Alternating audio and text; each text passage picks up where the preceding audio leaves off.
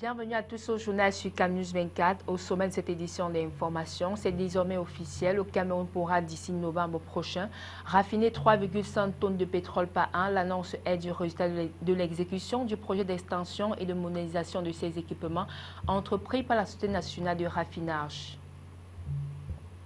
Une fois de plus, bienvenue au journal sur CamNews 24. Le Cameroun devra d'ici novembre prochain raffiner 3,5 tonnes de pétrole par an. C'est le résultat de l'exécution du projet d'extension et de modernisation de ces équipements entrepris par la Société nationale de raffinage au cours de ces dernières années pour un coût des travaux estimé à 300 milliards de francs CFA. L'objectif étant d'accroître sa productivité et sa compétitivité avec la possibilité de raffiner la totalité ou presque de la production nationale d'or noir. Sa nouvelle capacité de raffinage devra lui permettre de répondre avec plus d'aisance aux besoins de consommation nationaux d'élargir son réseau des clients étrangers à l'instar des États-Unis d'Amérique. Cité comme un partenaire sûr, au Cameroun, le pétrole représente près de 40% des recettes du budget public.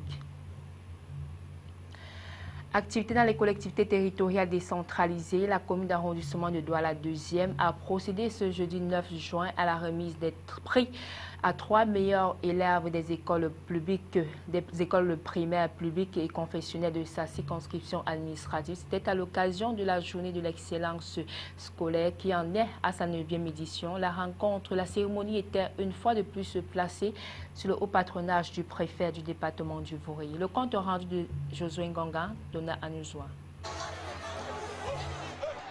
L'instant s'apparente à une foire au cadeau. La commune d'arrondissement de Douala 2e, qui en est l'initiatrice, a baptisé ces moments de partage Journée de l'excellence scolaire. Il est question de remettre divers prix aux meilleurs élèves des écoles primaires de l'arrondissement. La reconnaissance des récompensés à l'endroit de la commune donatrice s'exprime dans un langage dénué de tout calcul. Je remercie Madame le maire pour les cahiers qu'elle m'a donnés pour l'année scolaire en 6e.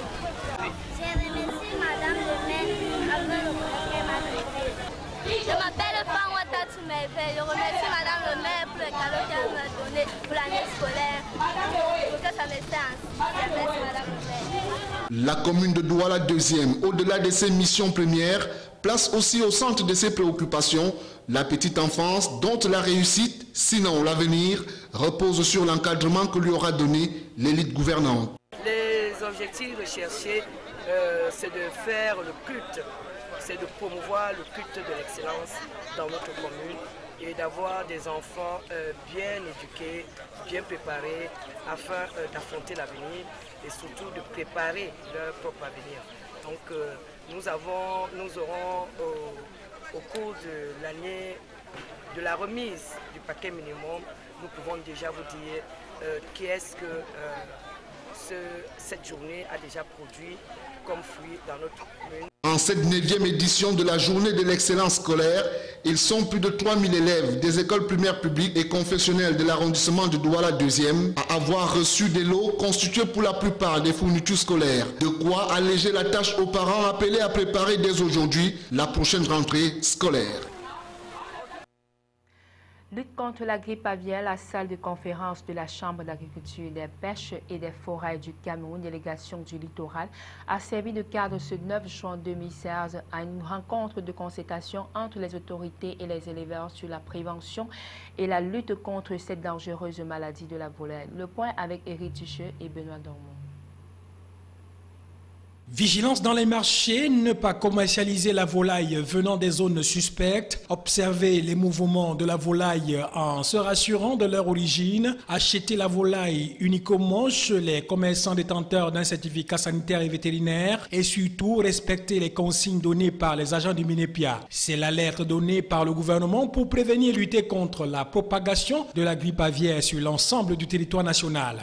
Si on remarque un foyer, ce n'est pas la peine de faire une aussi large diffusion. Parce que les foyers d'autres maladies, on en trouve tous les jours. Pas la grippe aviaire. Vous savez, les gens sont très sensibles déjà à ce phénomène. Et ils prennent peur parce que dès que la psychose s'installe, c'est les commerçants, c'est les consommateurs qui ne consomment plus, c'est les éleveurs qui ne peuvent plus vendre, et c'est la faillite. Et c'est l'économie qui en perd, n'est-ce pas, une bonne partie, n'est-ce pas, de ses revenus. Les éleveurs apprécient les mesures prises cette année par le gouvernement dès l'apparition de cette maladie par rapport à l'épidémie de 2006, mais déplorent la mauvaise gestion de l'information autour de cette maladie. La grippe aviaire, c'est une maladie comme toutes les autres. On peut la gérer tous les jours dans les fermes, on peut gérer des maladies dans les fermes tous les jours. On ne fait pas autant de bruit que quand c'est la grippe aviaire. On se pose vraiment la question de savoir pourquoi.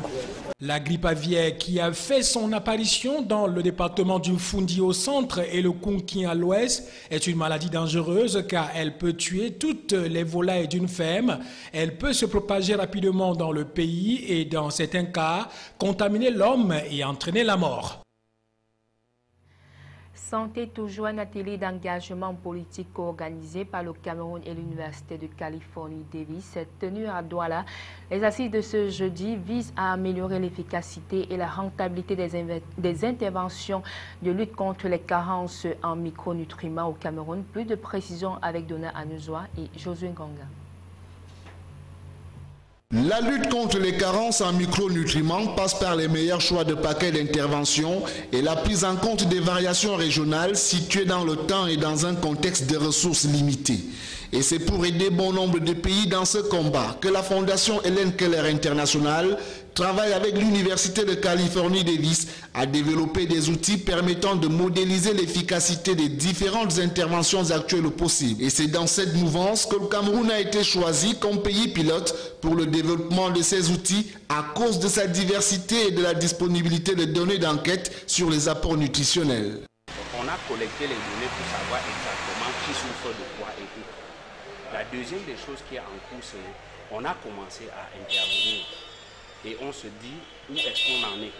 Est-ce qu'on va continuer à faire exactement la même chose depuis 5 ou 10 ans ou alors est-ce qu'il faut changer? Donc il est question de donner un outil aux décideurs pour faire les meilleurs choix dans un environnement de rareté de ressources financières. Il aura été question au cours de cet atelier d'engagement politique et à travers les présentations, suivies des discussions ainsi que des tables rondes, de présenter aux acteurs clés du Cameroun les résultats disponibles à ce jour afin qu'ils puissent mieux apprécier les possibilités des outils développés pour un éventuel usage dans le processus de planification en cours en matière de lutte contre les carences en micronutriments. Sport nécrologie, David Mayebi Forever, à tout seigneur, tout honneur. Cette maxime n'a pas dérogé à la règle dans le cas de l'ancien joueur camerounais et David Mayebi, décédé le 15 mai dernier.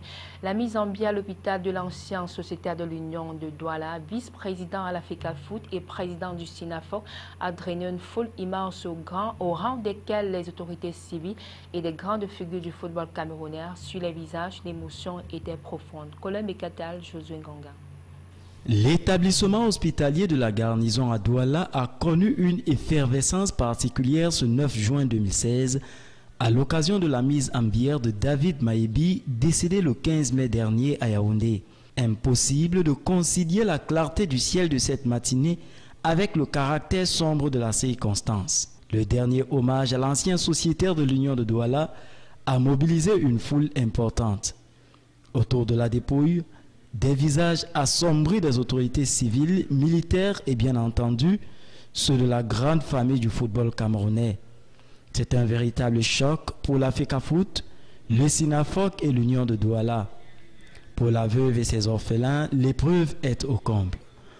Roger Mila, Tombi Aroko, Samuel Eto'o et autres James Onombiono ont par leur présence témoigné du dévouement du défunt à l'épanouissement du football camerounais. La désolation, quant à elle, est inquantifiable. Après le volet des homélies, la symbolique inclinaison annonçait la sortie du cortège. L'on a mis le cap pour Yassa au siège du SINAFOC. Les obsèques se poursuivent de son domicile à Bonapriso, puis à Nyokon dans son village, où il sera inhumé le 10 juin prochain. Voici à présent la page étrangère avec l'AFP. Et c'est parti pour l'Euro 2016. Paris, capitale européenne du foot, s'apprête à accueillir le match d'ouverture France-Roumanie à 21 h.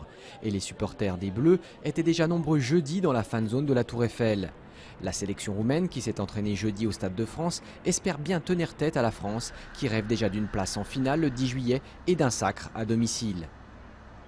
Après la peur des attentats, la crainte des blocages. Face au risque de perturbation dans le RER, le gouvernement a brandi la menace des réquisitions pour transporter les supporters. Et en cas de blocage des voies, il n'y aura aucune tolérance, a prévenu le secrétaire d'État au transport. Autre inquiétude, la grève des éboueurs à Paris, même si la maire de la capitale a affirmé vendredi que toutes les ordures seraient bien ramassées. Dernier hommage à Mohamed Ali. Des obsèques musulmanes ont eu lieu jeudi à Louisville, rappelant la spiritualité du boxeur de légende qui s'est converti à l'islam en 1964. La dépouille de cette figure de l'histoire américaine traversera sa ville natale en une longue procession sous les projecteurs du monde entier avant une inhumation dans l'intimité. Bouclage des territoires palestiniens jusqu'à dimanche. C'est ce qu'a annoncé l'armée israélienne qui va uniquement laisser passer quelques milliers de Palestiniens pour aller sur l'esplanade des mosquées à Jérusalem en ce premier vendredi de prière du Ramadan. Cette mesure tombe 2 jours après l'attentat de Tel Aviv qui a coûté la vie à 4 Israéliens, dont l'une des victimes a été enterrée jeudi. Ultime suspense dans l'élection présidentielle péruvienne. Pedro Pablo Kuczynski a remporté le scrutin de dimanche dernier selon les autorités électorales, mais le résultat est tellement serré qu'il faut attendre l'examen des ultimes recours pour qu'il puisse être proclamé président. Seules 40 000 voix sur 31 millions d'habitants le séparent de sa rivale Keiko Fujimori. Fin du journal et bonne suite des programmes sur CAMnews 24.